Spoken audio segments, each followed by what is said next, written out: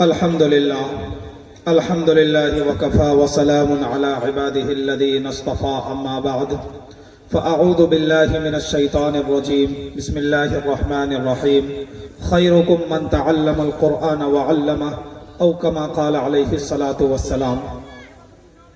حضرات گرامی و معزز سامعین، اسی طریقے سے اسٹیج پر رونق افروز علماء کرام، خاص طور سے حضرت اقدس مولانا داود صاحب، اسی طریقے سے مولانا حنظلہ صاحب، قاری تحسین صاحب، جناب عبداللہ صاحب، اور اس سیمانچل کے بلبل جن کی آواز میں اللہ نے کشش دی ہے، حضرت اقدس قاری قمر الزما صاحب، یہ تمام حضرات تشریف رکھتے ہیں۔ وقت بہت ہو گیا، مناسب نہیں ہے کہ بہت زیادہ وقت لوں، میں مختصراً آپ کے سامنے اپنی تقریر رکھ کر میں اپنی جگہ لے لوں گا۔ سامعین باتمکین، میں تقریر کم، گفتگو زیادہ، کیونکہ تقریر کرنی تھی مجھے پر اب وقت بہت زیادہ ہو گیا، کچھ آپ سے گفتگو کر لیں، اس کے بعد اپنی جگہ لے لیں گے۔ اللہ رب العزت نے ہمیں ایک مدرسہ دیا ہے، جامعۃ الصالحات، اور اس مدرسے میں الحمدللہ ثم الحمدللہ ہماری جو بچیاں ہیں جو تعلیم حاصل کر رہی ہیں، جو قال اللہ قال الرسول کی گردان کر رہی ہیں، ہمارے مدرسے میں جو بچیاں ہیں، ہماری بنات میں جو بچیاں ہیں، الحمدللہ ثم الحمدللہ یہ اپنے ایمان کو پختہ کر رہی ہیں، یہ اپنے عقیدے کو درست کر رہی ہیں، یہ اپنی اخروی زندگی کو سنوار رہی ہیں، یہ اپنی اخروی زندگی کو بنا رہی ہیں۔ اس دنیا کے اندر جو گزارنے کا دور ہے، اس دنیا کے اندر جو گزارنے کا طریقہ ہے، اس دنیا کے اندر جو گزارنے کا سلیقہ ہے، وہ مدرسے کے چہار دیواری کے اندر ہماری بچی سیکھتی ہیں۔ اگر آپ اپنی نظروں کو اٹھا کر دیکھتے ہیں تو دنیا کے اندر ہماری مسلمان بچی دن بدن مرتد ہو رہی ہیں، غیروں کے ساتھ چلی جا رہی ہیں، اپنے ایمان کا سودا کر رہی ہیں، کوئی پوچھنے والا نہیں، کوئی روکنے والا نہیں، کوئی ٹوکنے والا نہیں، کوئی سنبھالنے والا نہیں۔ ہماری بچوں کو آپ دیکھیں، وہ کالج میں پڑھتے ہیں، ایسے ادارے میں پڑھتے ہیں جہاں پر تعلیم اختلاط کے ساتھ ہو، چاہے بچے بھی ہوتے ہیں، بچیاں بھی ہوتی ہیں، جب وہ آپس میں پڑھتے ہیں وہاں پر مسلمان بھی ہوتے ہیں، غیر مسلم بھی ہوتے ہیں۔ جب وہ آپس میں بچے پڑھتے ہیں تو ہماری جو مسلمان بچیاں ہیں وہ پیار میں پھنس جاتی کسی غیر مسلم سے، پھر اس کے ساتھ شادی کر لیتی، پھر چند دنوں کے بعد وہ بچی نہیں، اپنے ایمان کے ساتھ نہیں، اپنے عقیدے کے ساتھ نہیں، زندہ نہیں، اپنے روح کے ساتھ نہیں، بلکہ لاش کے ساتھ نظر آتی ہے۔ اس بچی کی جان کی حفاظت اگر کوئی کرتا ہے تو وہ ہمارا مدرسہ، یہ ہمارا برات ہے، وہی ہمارے بچی کی جان کی حفاظت، مال کی حفاظت، عزت کی حفاظت، پردے کی حفاظت، آبرو کی حفاظت، تعلیم کی حفاظت، عقیدے کی حفاظت، تمیز کی حفاظت یہ مدرسہ کرتی ہے۔ معزز سامعین، جب ہم تاریخ اٹھا کر دیکھتے ہیں، جب اسلامی ہسٹری اٹھا کر دیکھتے ہیں، جب ہم تاریخ کی کتابوں کو اٹھا کر دیکھتے ہیں، چھوڑ دیجئے، جب ہم تاریخ اٹھا کر دیکھتے ہیں، جب اس تاریخ میں جب قربانی کی باری آتی ہے تو جس طریقے سے ہم مردوں کو بھی دیکھتے ہیں کہ انہوں نے دین کی خاطر قربانی کی، جب صحابہ کی زندگی کو اٹھا کر دیکھتے تو اس میں ہمیں خاتون بھی نظر آتی کہ جنہوں نے اس اسلام کو، اس دین کو پھیلانے کے لیے اپنے تن من دھن کی بازی لگا دی۔ میں آپ کو بتانا چاہتا ہوں کہ اس دنیا کے اندر اگر ہمارے گھروں میں، ہمارے سماج میں، ہماری بستیوں میں، ہمارے ضلع میں، ہمارے شہر میں، ہمارے آغوش میں، ہمارے محلے میں، ہمارے اطراف میں، ہمارے ارد گرد میں اگر ایمان ہے، ہم کلمہ پڑھتے ہیں، ہم لا الہ الا اللہ محمد الرسول اللہ کے پرچم کو اگر لہراتے ہیں تو اس میں خواتین کی بہت بڑی قربانی ہے، خواتین کی بہت بڑی قربانی ہے، مسلمان ماؤں اور بہنوں کی بہت بڑی قربانی ہے۔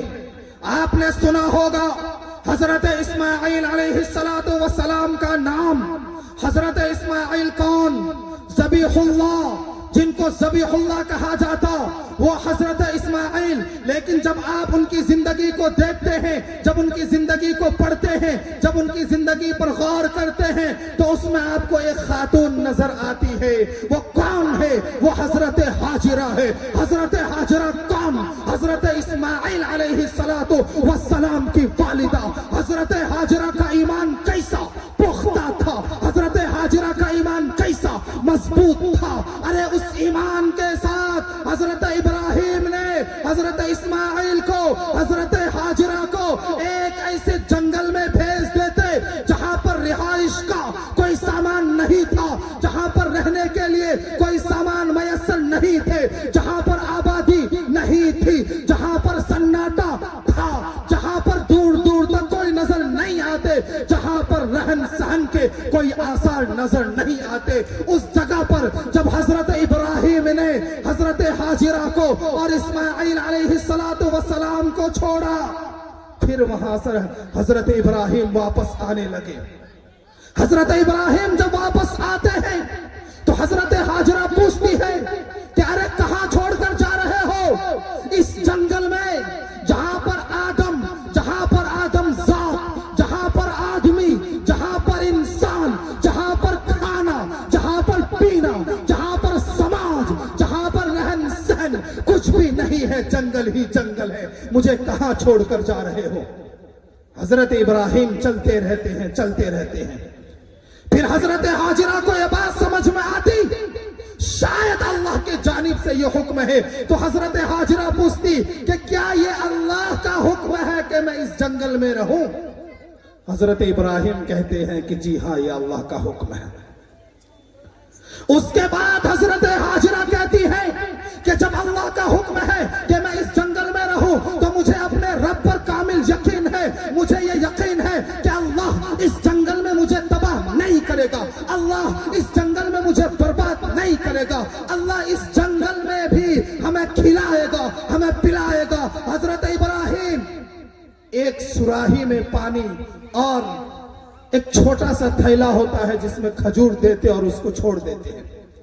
جب پانی ختم ہو جاتا حضرت اسماعیل علیہ السلام کو پیاس لگتی، وہ پانی کے لیے پریشان ہوتے اور اس کی امی پریشان ہو جاتی، اور حرم سے لے کر صفا مروہ تک ان کی قربانی گواہی دیتی ہے۔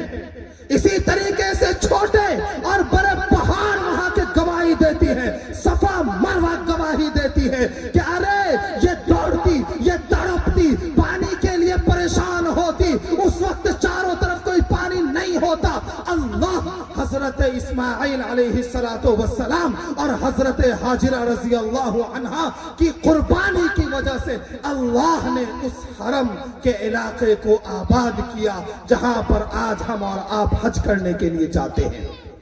اس حج کرنے کی زمین کو آباد کرنے والی کون؟ ایک عورت تھی۔ ہمارے مدرسے میں پڑھنے والی بچی کون؟ ایک خاتون ہے، ایک عورت ہے۔ تو اللہ نے اس خاتون کو اس زمین میں عزت دی اور عزت سے بخش۔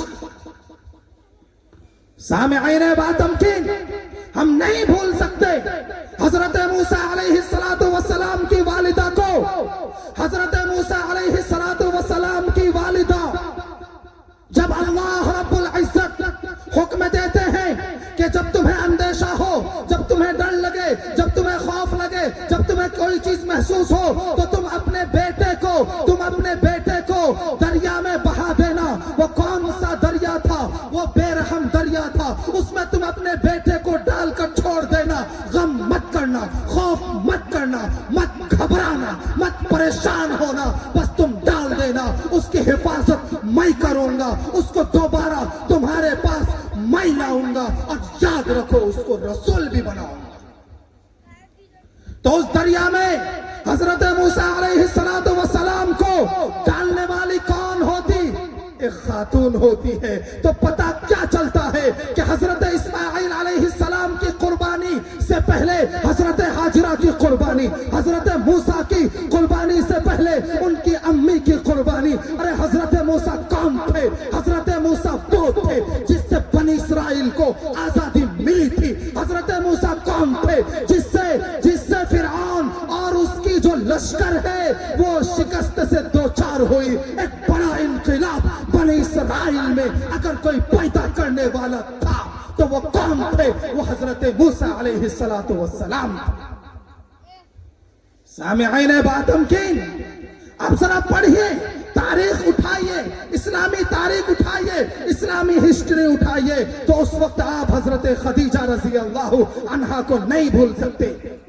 نبی کریم صلی اللہ علیہ وسلم جب محمد بن عبداللہ تھے، جب محمد الرسول اللہ نہیں بنے تھے، جب محمد الرسول اللہ بنے 41ویں سال میں، تو اس وقت کیا ہوتا ہے؟ اس وقت جب غار حرا میں آپ علیہ السلام پر جب وحی نازل ہوتی تو آپ علیہ السلام کے لیے وہ شیء، وہ واقعہ ایک اجنبی تھا، ڈراؤنا تھا، خوف زدہ تھا. تو محمد صلی اللہ علیہ وسلم حضرت خدیجہ کے پاس آتے، گھبرائے ہوئے آتے اور حضرت خدیجہ سے کہتے کہ مجھے کچھ اوڑھاؤ، مجھے کچھ اوڑھاؤ، مجھے ڈر لگ رہا ہے، مجھے خطرہ محسوس ہو رہا ہے. تو پھر حضرت خدیجہ نے محمد صلی اللہ علیہ وسلم کو سنبھالتی ہے. حضرت خدیجہ کون تھی؟ جس کے چچا زاد بھائی ورقہ بن نوفل، جس سے انہوں نے آسمانی کتابوں کی تعلیم لی تھی، وہ جانتی تھی انبیاء کے بارے میں، رسولوں کے بارے میں، فرشتوں کے بارے میں، صحابہ کے بارے میں، آسمانی کتابوں کے بارے میں، قرآنی نسخوں کے بارے میں، نبی کے وحی کے بارے میں، وحی کے واقعات وہ سب جانتی تھی. تو اس کے بعد حضرت خدیجہ سمجھ گئی کہ یہ کوئی شیطان کا وبا نہیں ہے، یہ کوئی شیطانی حرکت نہیں ہے، بلکہ یہ اللہ کی جانب سے وحی ہے. تو حضرت خدیجہ نے حضور کو سمجھایا کہ آپ گھبرائیے مت، آپ پر کوئی مصیبت نہیں ہے، بلکہ یہ اللہ رب العزت کی جانب سے ایک پیغام ہے اور ایک انعام ہے. نبی کریم صلی اللہ علیہ وسلم جب مکہ المکرمہ میں دین کی اشاعت کر رہے تھے، اس وقت تک عالم کیا تھا؟ پورے کفار مکہ آپ علیہ السلام کی مخالفت کرتا. اس وقت آپ کا ساتھ دینے والی کون تھی؟ حضرت خدیجہ رضی اللہ عنہا. پورے کفار مکہ انکار کرتی، آپ پر اقرار کرنے والی حضرت خدیجہ تھی. پورے کفار مکہ آپ کو دھتکار چکا تھا، آپ کو اپنانے والی حضرت خدیجہ رضی اللہ عنہا تھی. سامعین باتمکین، محمد کو سنبھالنے والی ایک خاتون ہے، حضرت موسیٰ کو سنبھالنے والی ایک خاتون ہے، حضرت اسماعیل کو سنبھالنے والی ایک خاتون ہے. ارے سنو میرے بھائی، سنو، دل کی کانوں سے سنو. جب اسلام کو پھیلانا تھا، جب اسلام کو عام کرنا تھا، تو سب سے پہلے شہادت کا گھونٹ پینے والی، سب سے پہلے شہید ہونے والی کون تھی؟ وہ حضرت سمیہ رضی اللہ عنہا تھی. اگر مکے میں کسی کا خون اسلام کی خاطر سب سے پہلے زمین پر ٹپکتا، زمین پر گرتا، تو وہ کون تھی؟ وہ حضرت سمیہ رضی اللہ عنہا تھی. ارے حضرت سمیہ ایک کنیز تھی اور مغیرہ کے خاندان کی کنیز تھی. حضرت سمیہ رضی اللہ عنہا جب ایمان میں داخل ہوتے تو یہ مغیرہ کے خاندان حضرت سمیہ سے کہتے کہ دوبارہ تم کفر میں داخل ہو جاؤ، دوبارہ تم مرتد ہو جاؤ، دوبارہ تم محمد کے مذہب کو چھوڑ دو. اس کے بعد وہ نہیں مانتی، لالچ دی جاتی. حضرت سمیہ لالچ کو اپنے پیروں سے ٹھکرا دیتی. حضرت سمیہ کو ڈرایا جاتا، لیکن ایمان کا، اسلام کا پرچم لہراتی، اپنی ہمت میں ذرا سی بھی اوپر سے نیچے نہیں جاتی. پھر کیا ہوتا؟ حضرت سمیہ کو تپتی ہوئی ریت پر، گرم ریت پر، ان کو لوہے کی زنجیر پہنا کر گرم ریت پر لٹا دیا جاتا. حضرت سمیہ اس گرماہٹ سے تڑپتی، اس گرماہٹ سے پریشان ہوتی، جسم پر پھوکے ہو جاتے. جس طریقے سے جسم پر پھوکا ہوتا، اسی طریقے سے سینے میں ایمان بھی خوب مضبوط ہوتا جا رہا تھا. یہ سلسلہ جاری رہا. پھر آخر میں ایک دن ایسا تھا کہ حضرت سمیہ بیچاری پوری دن کی تپتی ہوئی ریت میں لیٹی لیٹی پریشان تھی. اور اس کے بعد چند ساعت کے بعد جب شام کو گھر آتی تو اس کے بعد ابو جہل گالی بکتے بکتے وہ بے وقوف غصے میں آ جاتا ہے. غصے میں آنے کے بعد نیزہ لیتا اور حضرت سمیہ پر وار کرتا. اس دن حضرت سمیہ شہید ہو جاتی, اس دنیا کو چھوڑ کر چلی جاتی. سب سے پہلے اسلام کی خاطر جان دینے والی کون؟ ایک خاتون ہے. مدرسے میں پڑھنے والی کون؟ ایک خاتون ہے. اس خاتون سے کیا پھیلا؟ اسلام بھی پھیلا. ارے میرے بھائی, جب اتنا تذکرہ ہو تو حضرت عائشہ کو نہیں بھولا جاتا. ارے اماں عائشہ کون تھی؟ جب نبی کریم صلی اللہ علیہ وسلم جب باہر, گھر کے باہر دین کی اشاعت کرتے, ان کے اقوال و افعال جب سرزد ہوتے تو صحابہ ان کو اٹھاتے اور ہم تک پہنچاتے. لیکن آپ کی زندگی کا وہ حصہ جو گھر میں گزرتا, اس حصے کو, اس اقوال کو, اس افعال کو باہر لانے والی کون؟ وہ اماں عائشہ صدیقہ رضی اللہ عنہا تھی. عزیزان ملت, اسی طریقے سے حضرت فاطمہ بن خطاب رضی اللہ عنہ, حضرت فاطمہ حضرت عمر رضی اللہ عنہ کی بہن ہوتی ہیں. حضرت عمر ایک مرتبہ کیا کرتے, زندگی عمر میں لکھا ہوا ہے کہ حضرت عمر ایک مرتبہ محمد الرسول اللہ کو قتل کرنے کے لیے چلتے ہیں. ہاتھ میں تلوار ہوتا, نیت یہ ہوتی کہ محمد کو قتل کر دے. جب وہ گھر سے نکلتے ہیں تو مخزومی ایک صحابی ان سے ملتے ہیں اور وہ صحابی کو کہتے ہیں کہ ارے اے مخزومی, میں نے سنا ہے کہ تو نے محمد کے دین کو اپنا لیا ہے.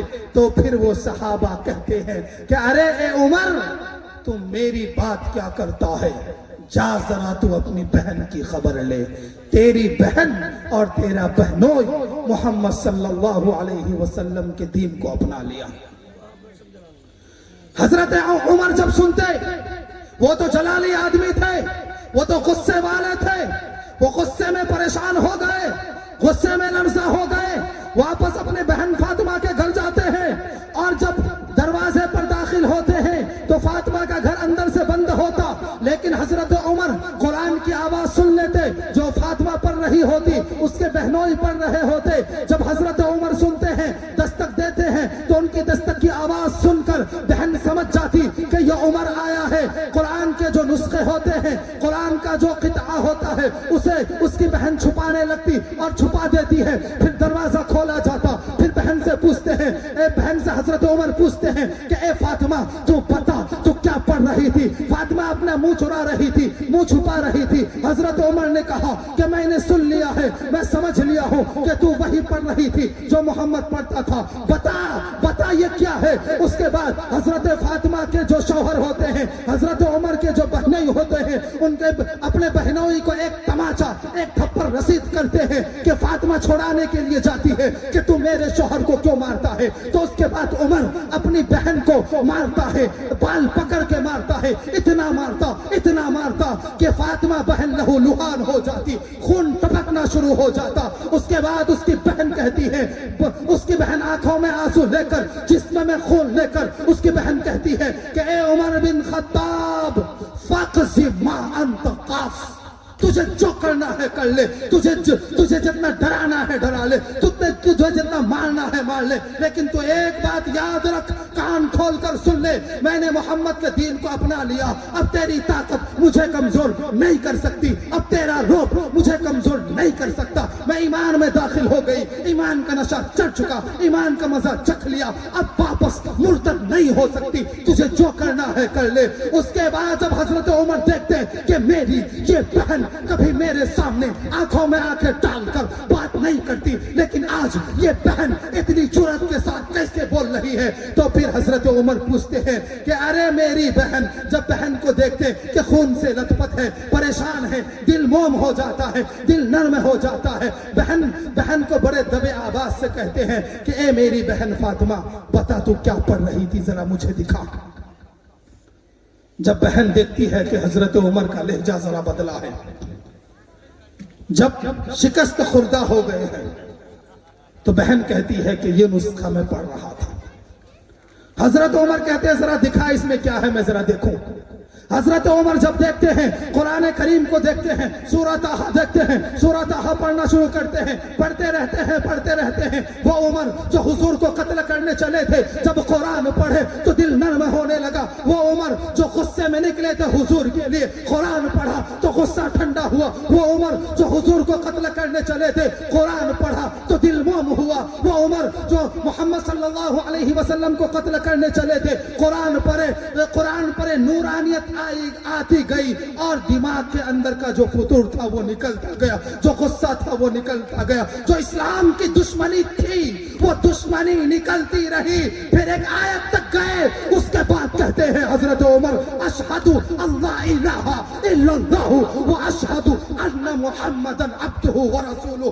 اب یہ عمر محمد کا دشمن نہیں, محمد کا غلام ہے. یہ عمر اب محمد کا دوست ہے. یہ عمر اب محمد کے قدموں پہ جائے گا. اللہ نے حضرت عمر کو اسلام کے قدموں میں جھکایا تو وجہ کون بنی؟ وجہ فاطمہ بنی. فاطمہ کون تھی؟ حضرت عمر کی بہن تھی. حضرت عمر کی بہن کون تھی؟ وہ ایک خاتون تھی, جس طریقے سے ہمارے مدرسے میں پڑھنے والے بچی ایک خاتون ہے. معزز سامعین,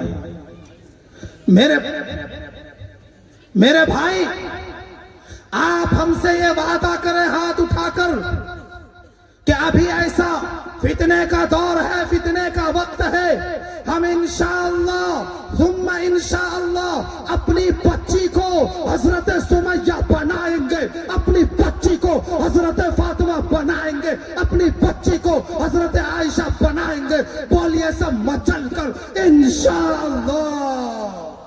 ماشاء اللہ.